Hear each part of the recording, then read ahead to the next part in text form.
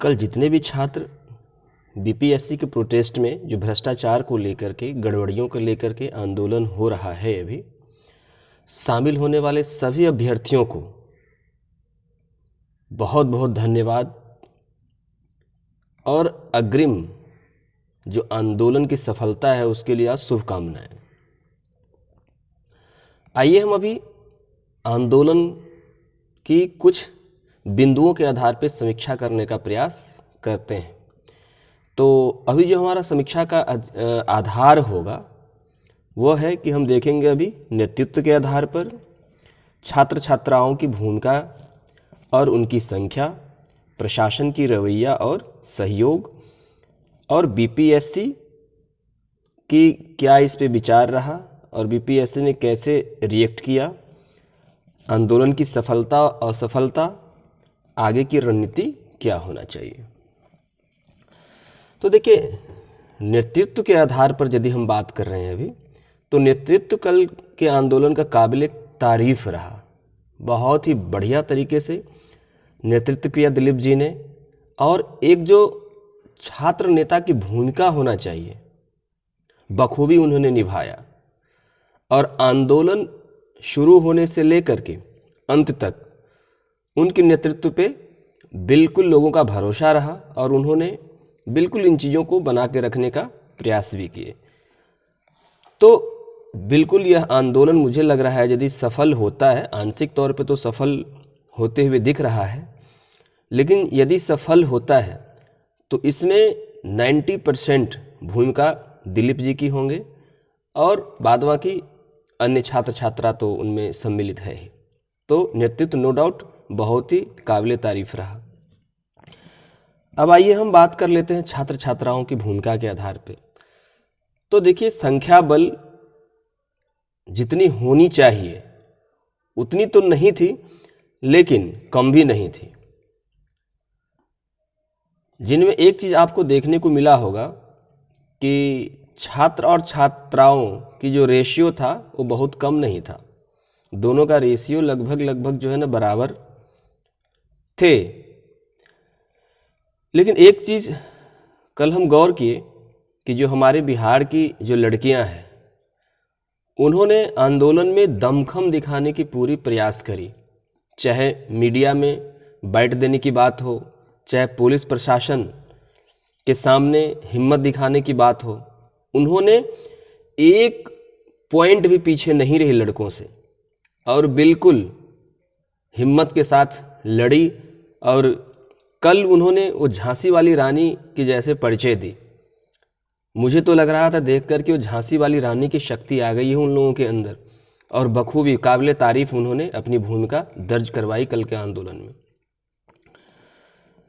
और प्रशासन की रवैया, तो देखिए प्रशासन की रवैया, क्योंकि वो सरकार के लिए काम करती है, सरकार उनको नियुक्त किए हैं, नौकरी दी है, तो क्या है कि आप कहेंगे कि 100% आपके फेवर में काम करे, तो ये भी नहीं, क्योंकि उनकी जिम्मेदारी होती है। लेकिन प्रशासनिक तौर पे कल हमें कोई भी दिक्कत देखने को नहीं मिली, कोई भी उनके तरफ से हरकत या कुछ भी इस तरह से नहीं देखने को मिली। तो प्रशासन का भी जो सहयोग रहा कल मतलब ठीक रहा। उन्होंने बिल्कुल कोऑपरेट किया, और ख़ास करके जो देखे होंगे वहाँ जो सौम्या मिश्रा थी एक आईपीएस, उन्होंने तो बहुत ही जो है ना ज़बरदस्त तरीके से हम लोगों का सहयोग करी, और उन्होंने बताई भी हमें कि कैसे आप लोगों को आंदोलन करना है, क्या कैसे, तो वो भी काफ़ी सहयोग करी।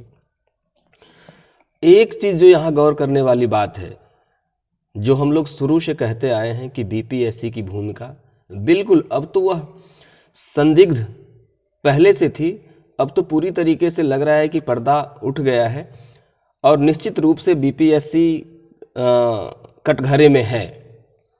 क्योंकि समझिए कि छात्र उनके गेट के सामने, बीपीएससी गेट के सामने करीब 2 ढाई 3 घंटे जमे रहे, और उनको पूरी जानकारी यह थी। एक तो चलिए अतुल प्रसाद ने क्या कारण था पता नहीं, उन्होंने मतलब कल छुट्टी ले ली थी, लेकिन और भी तो अधिकारी अंदर थे। इवन कि एक भी व्यक्ति अंदर से बाहर आकर के इन लोगों से बात करने का प्रयास नहीं किया। यह क्या दिखा रहा है? आप लोग पढ़े लिखे इंसान हैं, समझ सकते हैं कि यह ये दिखा रहा है, एक तो जिद्दीपन कि हम छात्रों के सामने नहीं जाएंगे, आपसे बात नहीं करेंगे। अरे मैं तो कह रहा हूं कि लोक सेवा आयोग है, उनके ऊपर में ही लिखा है बड़े बड़े बोल्ड अक्षर में, आप पढ़ेंगे तो बिहार लोक सेवा आयोग। लोग आपके दरवाजे पे खड़े हैं अनुचित मांग के लिए, नहीं उचित मांग के लिए, और आप यह भी नहीं समझ रहे हैं कि आप एक शब्द जा कर के उन लोगों से बात करें, उनकी समस्याओं को सुने। यह ये दिखा रहा है कि आप मतलब क्या है कि हिटलर वाली मानसिकता से वहाँ बैठे हुए हैं। तो ये ज़्यादा दिन तक नहीं चलने वाली है, क्योंकि छात्र जागरूक है। और पहले वाली बात नहीं है कि आप मतलब जो जैसे करना चाह रहे थे कर लेते थे। अब तो खैर समय और बहुत कुछ बदल गया है। जहाँ तक आइए हम बात करते हैं असफलता और सफलता की, तो चलिए सफलता या असफलता किसी आंदोलन के विषय में इतना जल्दी कह देना कि यह पूरी तरीके से सफल है या असफल है, मुझे लग रहा है कि आंदोलन के साथ न्याय नहीं होगा। लेकिन यह कहा जा सकता है कि आंशिक आधार पे, आंशिक तौर पे हमारा आंदोलन बिल्कुल सफल रहा है। जिस तरीके से उन्होंने डेलीगेशन बुलाया और हमारे ओर से जो 20 लोगों की टीम गई अंदर, और वहाँ जा कर के बखूबी जो अमीर सुबहानी जी है, सरकार की, बिहार सरकार के मुख्य सचिव, उन्होंने एक एक पॉइंट पे इन लोगों की बात सुने और उन्होंने पॉजिटिव प्रतिक्रिया व्यक्त किए कि ठीक है, हम आपकी बातों को आगे पहुंचाने का प्रयास करेंगे, और अभी जब मीटिंग होगी हमारी तो उसमें हम एक एक बिंदु पे अभी बात करेंगे। तो मुझे लग रहा है अभी तक जो देखने को मिला है ये पॉजिटिव ही है, और उम्मीद यही करना चाहिए, होप कि पॉजिटिव रहेगा। तो इतना तक असफलता सफलता है।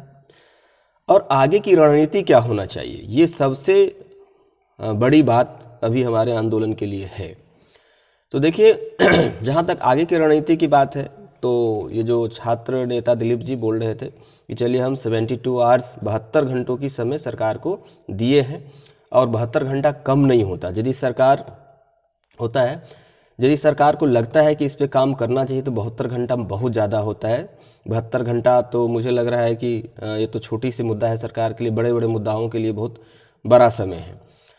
तो 72 घंटा के बाद यह हमें देखना है कि सरकार की क्या प्रतिक्रिया है। यदि हमारे मांगे एज इट इज़ मान ली जाती है तो नो डाउट सरकार की हम लोग प्रशंसा करते हुए भी नहीं थकेंगे, क्योंकि प्रशंसा के लायक ही है ये काम यदि कर देते हैं तो।